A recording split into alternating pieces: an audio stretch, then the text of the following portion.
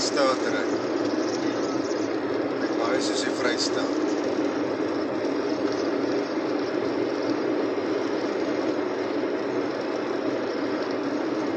Hier is ook 'n kampeerplek.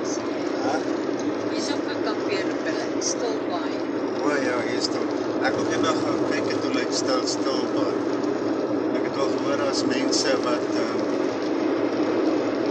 hierdie wat se naam daar so het. So 'n plekkie wegbreek plekkie op. Soos wat die mense dit tyddeel of iets.